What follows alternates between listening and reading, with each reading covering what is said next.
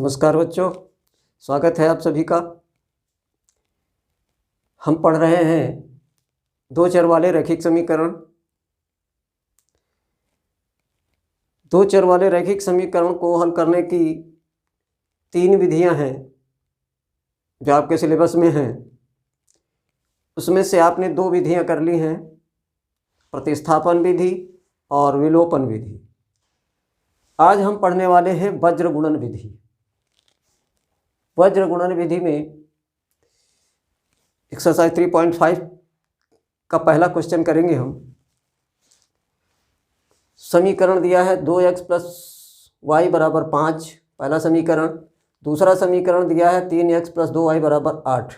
ठीक है, तो अब वज्र गुणन विधि में हम प्रश्नों को कैसे हल करते हैं आज सीखेंगे।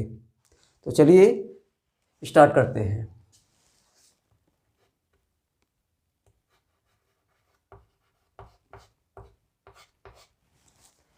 तो सबसे पहले हम क्या करते हैं, इसको हल करने का जो फार्मूला है हम उसे लिखते हैं कि x की वैल्यू प्राप्त करने के लिए और x और y की वैल्यू प्राप्त करने के लिए हमें कौन से फार्मूले को अपनाना पड़ता है। ठीक है, तो यहाँ देखिए फार्मूला है x बटे b1c2 माइनस b2c1 बराबर y बटे c1a2 माइनस c2a1 बराबर 1 बटे a1b2 माइनस a2b1। हमें इस फार्मूले को ध्यान में रखकर प्रश्न हल करने हैं। वज्र गुणन विधि का मतलब है क्रॉस मल्टीप्लिकेशन मेथड। क्रॉस का मतलब है ऐसे गुणा, इसको कैंची गुणा भी कहते हैं।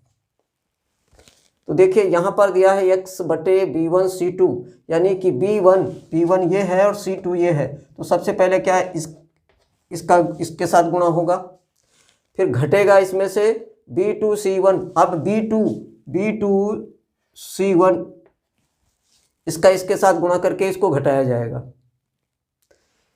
फिर y के लिए c1a2, अब ये c1 है और ये a2 है, इसका इससे इस तरह से गुणा किया जाएगा। और फिर c2a1 इसका इस तरह से इसके साथ गुणा करके घटा दिया जाएगा। पहले वाले को गुणा करके दूसरे वाले को गुणा करके इसको घटाएंगे दूसरे वाले को। ठीक है, फिर तीसरा क्या है, 1 बटे a1b2। अब इसका इसके साथ होगा a1b2 और फिर घटेगा क्या इसमें से a2b1। अब a2 ये है और b1 ये है। ठीक है, तो इस प्रकार से इसको हल करना है। हमारे पास इसका फार्मूला है, हम उसी फार्मूले का उपयोग करेंगे। ओके, तो चलिए सबसे पहला काम हम क्या करेंगे, हम यहाँ पर लिखेंगे a1 बराबर कितना 2, b1 बराबर कितना 1,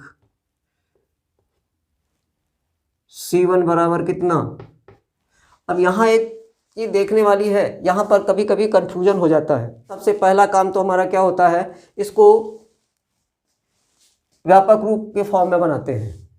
ठीक है, तो इसको इस तरह से लिखा जाएगा 2x + y - 5 बराबर 0, और वो होगा 3x + 2y - 8 बराबर 0। तो यहाँ पर हमारा c1 जो होगा वो -5 होगा। ठीक है, a2 बराबर 3,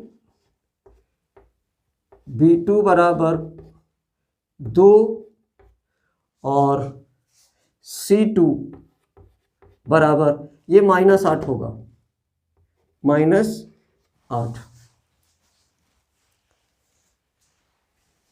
अब हमारे पास, मैंने सबको लिख लिया एक लाइन से। लिखते तो इसलिए हैं कि कभी कभी भूल जाते हैं कि हम किसको ले रहे हैं और हमने क्या लिखा और क्या लिखना है।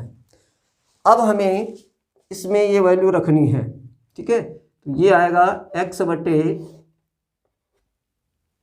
B1C2 B1C2 1 इंटू -8 1 गुणे -8, ये हमारा हो गया B1C2।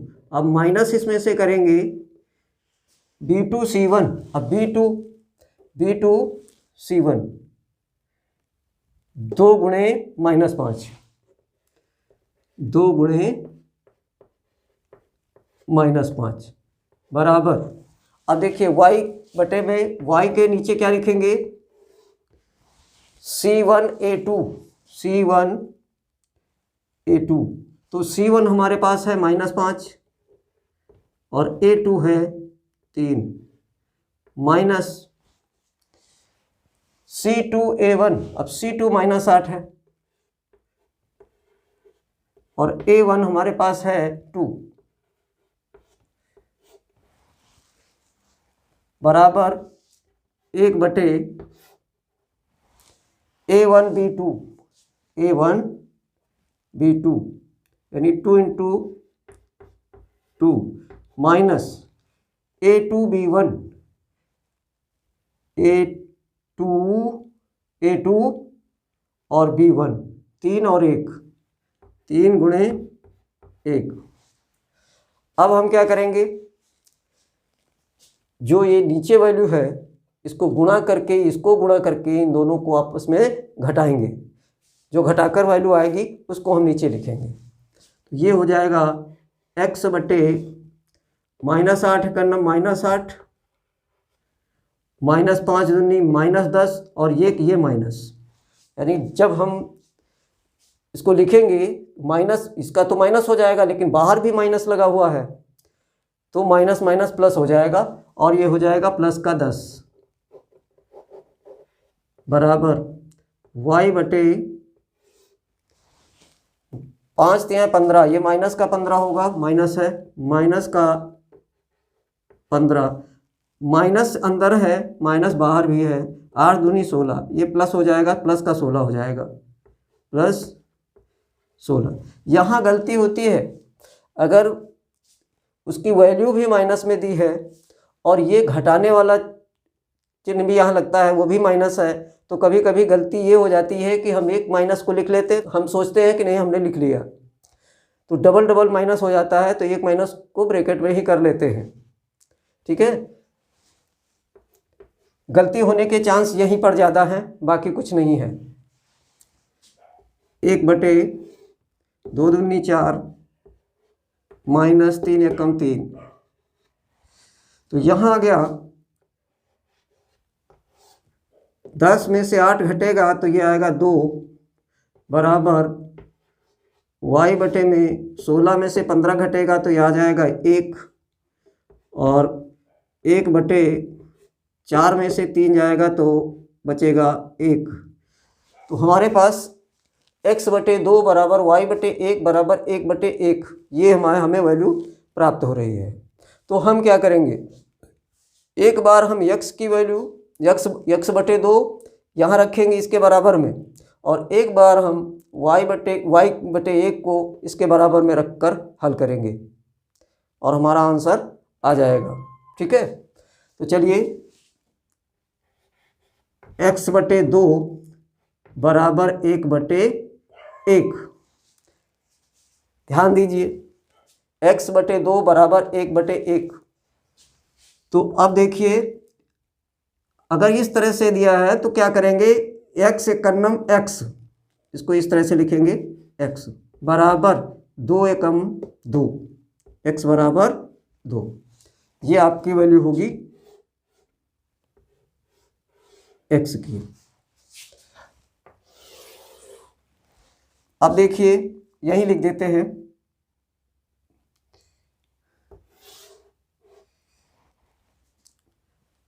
y बटा 1 y बटे 1 बराबर 1 बटे 1, तो y एकम y बराबर 1 एकम 1, तो यहाँ y बराबर हमारे पास आ जाता है 1। इस प्रकार से हमें मिलता है, अतः x बराबर 2 तथा y बराबर 1, और यही हमारा आंसर है। उम्मीद करता हूँ आप लोगों की समझ में आया होगा, और यदि समझ में आया है तो हमारे वीडियो को लाइक कीजिए, शेयर कीजिए और कमेंट कीजिए। और यदि अभी तक आपने हमारे चैनल को सब्सक्राइब नहीं किया है तो सब्सक्राइब कर लीजिए। मिलते हैं अगले वीडियो में, तब तक के लिए जय हिंद।